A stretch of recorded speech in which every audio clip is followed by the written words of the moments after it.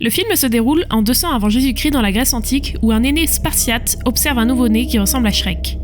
Le narrateur explique que si des imperfections sont détectées, le bébé sera rejeté. Comme le premier bébé est vert et laid, il est jeté dans le tas ci-dessous qui est composé de cadavres et d'os. Le deuxième bébé s'avère être d'origine vietnamienne et le narrateur explique qu'il sera adopté par Brad Pitt et Angelina Jolie. Le troisième et dernier bébé est accepté comme un Sparte pour sa barbe déjà présente et son physique musclé.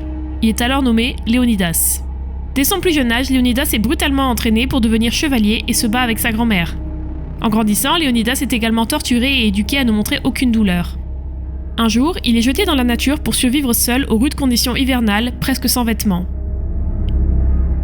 Une bête aux yeux rouges le traque et il s'avère qu'il s'agit d'un pingouin géant.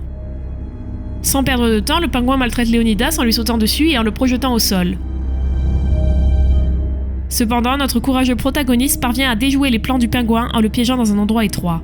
Il trouve ensuite une lance de pingouin dans une boîte en verre trouvée là par hasard et s'en sert pour tuer la bête. Après la fin de l'hiver, Léonidas retourne à Sparte pour son investiture en tant que roi, vêtu d'un chapeau en peau de pingouin. En réalisant qu'il a tué la bête mortelle, tout le monde s'incline devant lui. Cependant, Léonidas semble être passionné par une belle fille de la foule nommée Margot. Elle danse érotiquement devant lui en prenant une sucette dans sa bouche en lui faisant constamment des clins d'œil. C'est suffisant pour que Léonidas tombe amoureux. Alors, sans réfléchir deux fois, il lui demande de l'épouser. Pour son plus grand plaisir, Margot répond en lui donnant la combinaison de sa ceinture de chasteté blindée. Le film avance ensuite quelques années plus tard où il est révélé que Léonidas est devenu le roi de Sparte. Actuellement, il entraîne violemment son fils pendant que Margot le regarde tout en se tenant à distance. Léonidas jette agressivement son fils et lui donne un coup de tête, lui apprenant ainsi qu'il doit apprendre à encaisser de puissants coups de ses ennemis. Peu de temps après, le meilleur ami de Léonidas, nommé le capitaine, arrive sur place et révèle qu'un messager de Perse est venu discuter avec lui. Léonidas termine donc sa formation avec son fils et part à la rencontre du messager. Il accueille ensuite son invité en l'embrassant, affirmant qu'à Sparte, on serre la main aux femmes et qu'on embrasse les hommes. Les deux se tiennent ensuite la main et font quelques pas. Au cours de la conversation, le messager de Perse raconte à Léonidas que le grand roi perse Xerxès a conquis le monde avec sa vaste armée. Maintenant, il veut conquérir Sparte comme sa dernière conquête. En entendant cela, Léonidas devient furieux. Il emmène donc le messager et ses complices dans le gouffre de la mort. Mais même là, les Perses avertissent les Spartiates de se rendre immédiatement s'ils veulent empêcher la guerre. De plus, explique le messager, le roi perse Xerxès exige que les Spartiates construisent des pyramides en son honneur. Les femmes seront utilisées comme escort girls et les enfants travailleront dans des usines pour fabriquer des chaussures. Alors qu'un homme politique spartiate du nom de Trétrousse est favorable à la reddition, Léonidas refuse catégoriquement. Il jette ensuite le messager dans le gouffre de la mort avec ses complices, déclenchant officiellement la guerre aux Perses. À la suite de l'incident, de nombreuses célébrités dont Britney Spears, Kevin Federline, Sanjana Malakar et Ryan Seacrest apparaissent devant le gouffre de la mort et Léonidas les envoie tous par-dessus bord. De plus, tous les juges d'American Idol, y compris Simon Cowell, Randy Jackson et Paula Abdul, apparaissent également soudainement.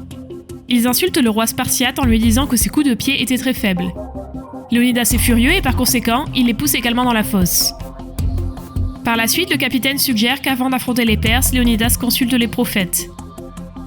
Il s'avère que les prophètes sont les conseillers du roi de Sparte. Le soir même, Léonidas leur rend visite avec un tas de produits cosmétiques en guise de frais de consultation. Cependant, les prophètes lui conseillent plutôt de consulter l'oracle. L'oracle est censé être choisi parmi les plus belles femmes, mais elle est en fait la célèbre Ugly Betty. L'oracle de Sparte informe alors Léonidas qu'il mourra s'il part en guerre contre la Perse Xerxès. Malgré l'avertissement clair, Léonidas décide quand même d'entrer en guerre. Le soir même, il ne parvient pas à trouver le sommeil à cause de l'immense pression qui pèse sur ses épaules, et voyant cela, Margot mentionne qu'il peut faire ce qu'il veut d'elle. Léonidas aime l'idée, mais au lieu d'avoir une relation avec elle, il commence à l'utiliser comme poids pour faire de l'exercice. Le lendemain, Léonidas part joyeusement à la rencontre de son armée rassemblée par le capitaine. Cependant, son expression change rapidement lorsqu'il apprend que seulement 13 soldats répondent à ses exigences strictes. Parmi eux figure le fils unique du capitaine, Sonio. Les Spartans n'ont aucune chance de victoire, mais malgré cela, Léonidas souhaite poursuivre le plan. Après avoir dit au revoir à sa famille, il part avec le capitaine et ses guerriers pour leurs aventures aux Thermopyles. Pendant ce temps, le policier spartiate Trétrousse se révèle alors être un traître, alors qu'il informe Xerxès de tout par email. En arrivant aux portes de Thermopyles, les Spartiates prennent un moment pour se régénérer en consommant leur boisson préférée, le Gatorade. Soudain, Léonidas et le capitaine rencontrent une Paris Hilton déformée qui dévoile un chemin secret emprunté par des chèvres au-dessus des portes chaudes. Apparemment, Xerxès prévoit d'envahir les Spartiates en l'utilisant. Elle demande alors à devenir guerrière, mais Léonidas la rejette rapidement après avoir vu tenir sa lance dans le mauvais sens. Ensuite, Léonidas et son armée de 13 hommes affrontent le chef de l'armée perse et ses troupes. Tout à coup, l'un des Spartiates, nommé Dilio, se précipite vers les Perses pour commencer à l'attaquer, mais échoue lamentablement lorsqu'il saute par-dessus d'eux et s'écrase sur une colline voisine. Avec cela, les deux parties mènent une bataille intense, mais pas de la manière dont on pourrait s'imaginer. En fait, ils s'adonnent à une battle de danse que les Spartiates finissent par gagner avec leur mouvement tape à l'œil. En guise de punition pour leur défaite, ils chassent les Perses d'une falaise et les jettent dans la mer. Grâce à cela, nos héros parviennent à défendre les Thermopyles contre la première vague d'attaquants. Entre-temps, à Sparte, le loyaliste local rend visite à Margot qui est au beau milieu d'un massage. Il lui explique que Léonidas n'a aucune chance contre les Perses avec seulement 13 hommes. Il veut donc que Margot convainque le conseil de rassembler plus de troupes. Le seul obstacle auquel ils doivent faire face est le politicien spartiate Trétrous, qui est également l'un des membres du conseil. Mais heureusement, Margot parvient à le séduire en utilisant ses atouts. De retour dans les Thermopyles, le roi perse Xerxès rend visite à Léonidas lui-même et tente de le convaincre de se rendre au nom de Sparte.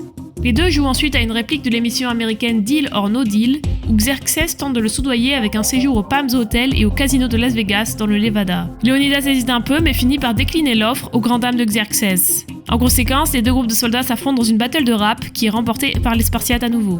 Malheureusement, lors de leur combat, Dilio est touché au visage et l'un des Perses lui arrache les yeux. Ensuite, le film se dirige vers le palais de Xerxès où l'on voit la Paris Hilton déformée à la recherche du roi. Il est révélé qu'elle est là pour trahir les Spartiates et elle informe donc Xerxès du chemin secret des chèvres au-dessus des portes.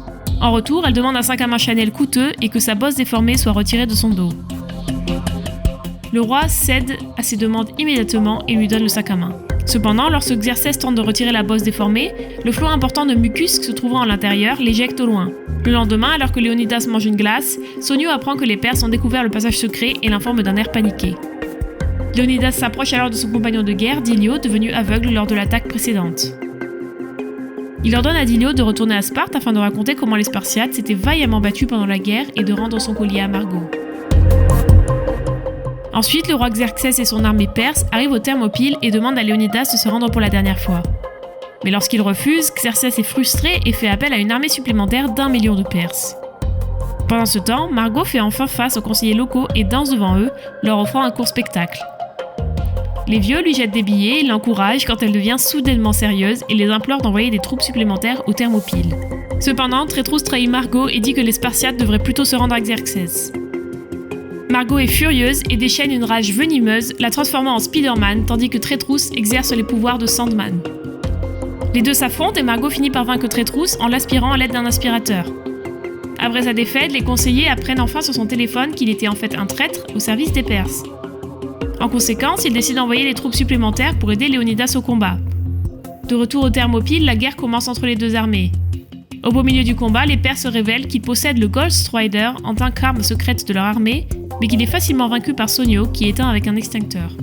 Ils dévoilent également le célèbre boxeur Rocky qui décapite Sonio d'un seul coup de poing. Le capitaine est furieux et pour venger son fils, tue Rocky en lui injectant une quantité dangereuse de botox dans la tête. Il commence ensuite à célébrer sa victoire en soulevant la ceinture du champion de boxe Rocky, mais au même moment, Xerxès l'élimine avec une lance en plein cœur. Voyant cela, Léonidas, furieux, se met à la poursuite de Xerxès. La scène ressemble à une poursuite tout droit sortie de GTA où il détourne une voiture et se met à danser. Au bout d'un moment, Léonidas sort de la voiture et trouve un pied de biche qu'il utilise pour battre à mort un Perse. Il prend ensuite 2 fusils d'assaut sortir de nulle part et ouvre le feu sur les troupes ennemies. Xerxès court pour sauver sa vie, mais trébuche soudainement, incapable de supporter son propre poids. Le roi de Perse découvre alors un cube du film Transformers à côté de lui dans le sable et le ramasse. Il se transforme alors soudainement en un gigantesque robot humain et se fait appeler Xerxestron. Les Spartiates tremblent de peur tandis que Xerxestron montre ses pouvoirs en diffusant une vidéo YouTube particulière sur son écran sur sa poitrine. Après cela, il attaque les Spartiates dans l'espoir de gagner la guerre une fois pour toutes. Mais lorsqu'il fait un pas en avant, il trébuche accidentellement sur sa rallonge et tombe au sol. Xerxès meurt d'une mort douloureuse, mais il écrase également tous les Spartiates survivants, y compris Léonidas. Pendant ce temps, Dilio atteint enfin Sparte et remet le collier à la reine Margot. Cette dernière est bouleversée d'apprendre que son mari a péri pendant la guerre. Le film avance d'un an dans le futur où Dilio, aveugle, dirige une force spartiate plus importante pour vaincre les Perses. Mais à cause de sa cécité, il perd le sens de l'orientation et finit par mener son armée dans un endroit complètement différent. Dans les derniers instants du film, les Spartiates finissent par se retrouver à Malibu, en Californie, où ils renversent la célèbre célébrité Lindsay Lohan alors qu'elle quitte un centre de désintoxication. C'est tout pour cette vidéo, n'hésitez pas à partager vos réflexions sur ce film dans les commentaires et n'oubliez pas d'aimer et de vous abonner, cela nous aide tout particulièrement. À la prochaine, ciao.